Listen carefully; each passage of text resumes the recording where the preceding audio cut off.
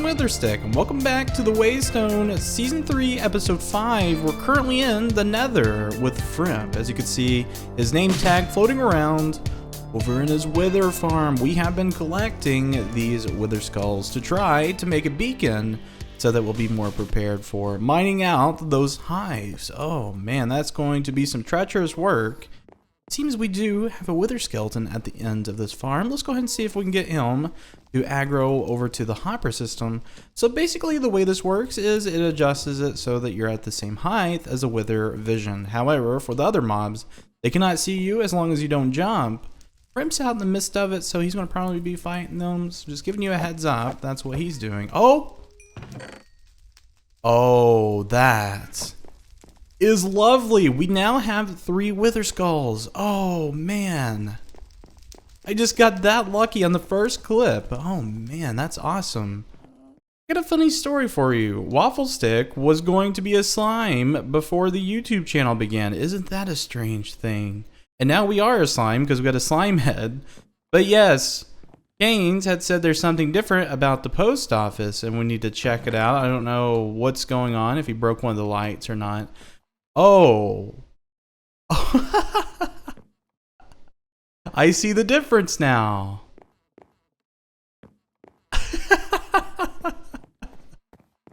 Oh, wouldn't that be crazy if Silk Architect was on here? That would be insane. But yes, nothing in my mailbox, and I was wanting to check out something over in the southeast of Spawn. We have a new shop to check into.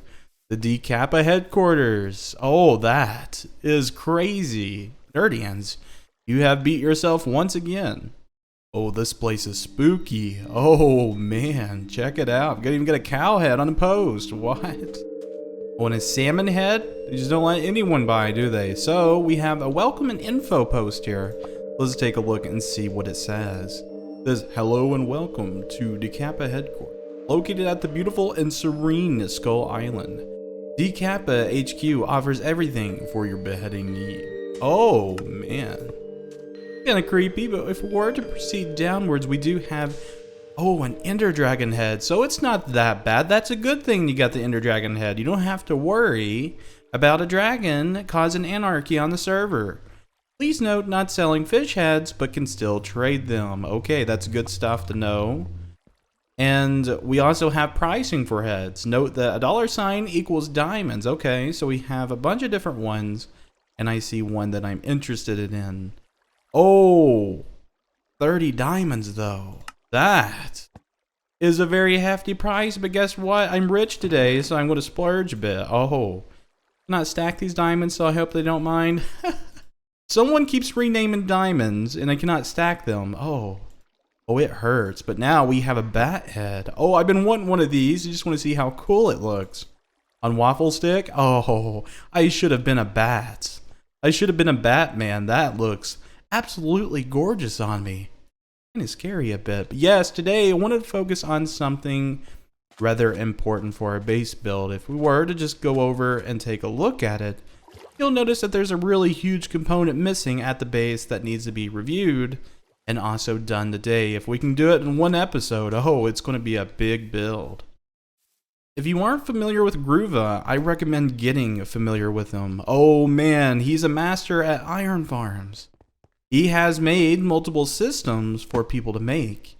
And I am going to be making it in this world. He had challenged me. In my single player survival series, he said, you could have just made one of mine. I was like, challenge accepted, Gruva. So we're going to be doing it on the WayStone. I'll be doing one of the smaller ones he has because I'm just not up for the task of like a 64 village iron farm.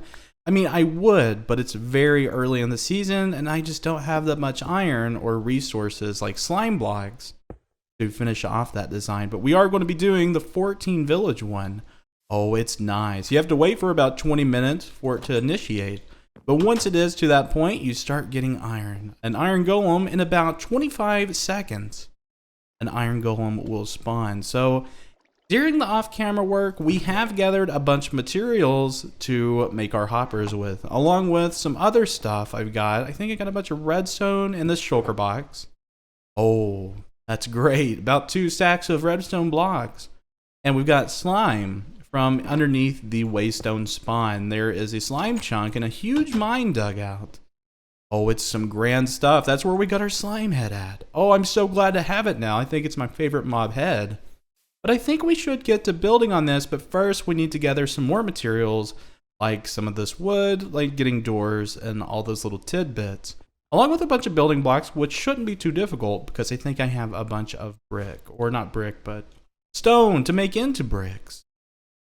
Okay, so we got about 400 doors, but we only need 325. We've got about 74 sticky pistons, only 69 is needed. Now we need 2,330 building blocks, and I think I have a huge amount of stone somewhere, but I don't know where I put it. I think it's over at my starter home because I was doing a big mining session under the spawn. Yeah, I should probably head back over there and grab that so we don't have to worry about mining. We can have it already out of the way. Come to find out, I'm not the richest person on the server when it comes to stone, so I'm down in the mine shaft collecting a bunch of it. Because of this beacon, this is going very fast. And all we have to do is use haste 2 along with efficiency 5. Blocks just fall into our pockets. I don't know how Wafflestick is carrying all this stone, but man, isn't he a strong waffle. Gotta be proud of that. And it's a little bit dangerous, gotta be careful because there's just a couple of mobs about, not too bad. And maybe we could reap the rewards of killing some slime while we're down here. I think that fills up both of these. We have a bunch of stone. We've got 64 more slime balls from that excursion. Oh, that's excellent stuff. These 2 pickaxes are looking a little bit shabby, so we're gonna have to go over to the Enderman farm and mend that up. Get that over with, go back to base and begin building this thing. I think I have everything else I need aside from maybe a little bit more wood. This project is not like your standard 1 villager farm. This is going to be a huge one, and these 3 shulker boxes are filled to the brim with the materials we need to polish this bad boy off. It's going to take me probably about 3 days to complete it all. Oh man, it's going to be a painful experience, but hopefully in the end it will be worth it. We've also got to move some villagers from the village to the iron farm to initiate it, 10 in specific. Oh, rubbing my hands, guys. Let's go ahead and start rolling this to a time lapse, and it will only appear about 3 minutes for you guys. It's going to be about 3 days for me.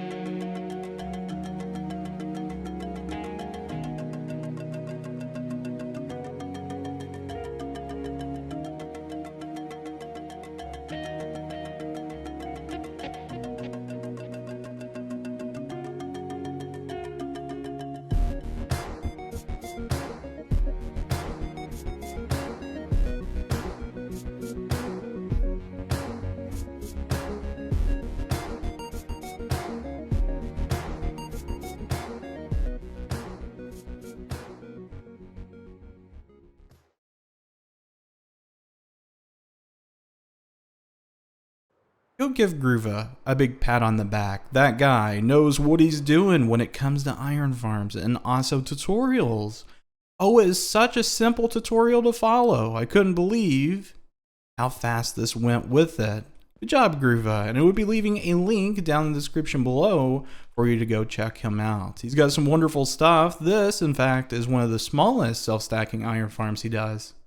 This is a 14 village. He has a 64. Oh, that must be some tough stuff. I don't know how big that one is, but if you really wanted the iron production, it's there for you. I did mess up a couple of times on my own accord. I do have this platform, and I built it out a little bit too far, but we trimmed it up, and I also built these a block lower than what they should have been. I noticed it when I was building the wing. I was like, whoa, why are these 3 blocks in height? I must have just not been paying attention. But yes, the redstone's compact. He even included droppers to reduce the lag. And this farm is nice. Self-stacking is great because if you leave the area, then the villagers get a bit confused about where the center of the village is. And this thing becomes broken, but then whenever you reinitiate the system to reset it, these blocks will slowly be pistoned out of the way and then reveal a transparency above the doors slowly, like this, ticking over, so that it builds the center of the village to one side and then stacks them. And that's where you get all of your efficiency. As a reset system, oh, it's got everything to boot. I've actually modified a little bit of the initiation switch so that there's a torch tower and it just, goes up to activate it. Because I want to be in my base when I do. But yes, thank you, Gruva. It means a lot that we could get this done and I could say that one of your builds is on my server. Oh, this is great. But let's go ahead and begin working on getting these villagers in these pockets. Those 2, and then we got one way out there. One there, and also one there. Probably going to be starting with the outer ones so that we can get those done, and then we can also go inwards. And then we've got to do the killing system, which is going to probably be the most easiest part. I believe that's every door in this village, so it shouldn't affect our iron farm. I've moved some villagers over to the farm. Now that's good. I don't see any so far. That's a good sign. And it looks like these have been removed correctly. Oh, hi, chicken. Yeah, so you could see the iron farm from over here. And this would affect it if there were doors here. And thankfully there's not. And now, as far as I know, there isn't any in the direct vicinity. But now we need to go get some lava. And I think once we get the killing trap done, things will be finished for us. The iron farm is just a bonus thing of this episode. This is the real reason, mob heads. Oh, I wonder if Rabbit Wars would get mad if I gave it to her. I don't know, delivering a rabbit's head into the mailbox of someone who loves rabbits. Oh, I don't know. The golem trap is in place and everything should be operating at its maximum efficiency now. I've waited around for about 20 minutes. I've had a few golems come in. It's going through this dropper clock into this janky temporary storage system until we get a beacon so that we can dig out this area. I've checked above to make sure all of the sticky pistons are good, and it seems to be just fine. I'm going to AFK overnight and see how I do, but it's probably going to be next episode before I do get to showing you what I got. I'm really hoping I didn't do something wrong to hinder performance. That's one thing I'm crossing my fingers on, because you know how I am. I'm just a simple waffle, so I may have made a mistake somewhere. I doubt it, because I was very confident from that tutorial. But just knowing me, I've I've made the platform a little bit too big and also done the doors in the wrong level. So if I could do those 2 things, I could mess up on the redstone somewhere. That's just knowing me, but we'll see next episode and see if we do get a bunch of iron. I think that's going to be it. You guys have a fantastic day. We'll see you in episode 6. And thank you, Gruva, for the awesome design.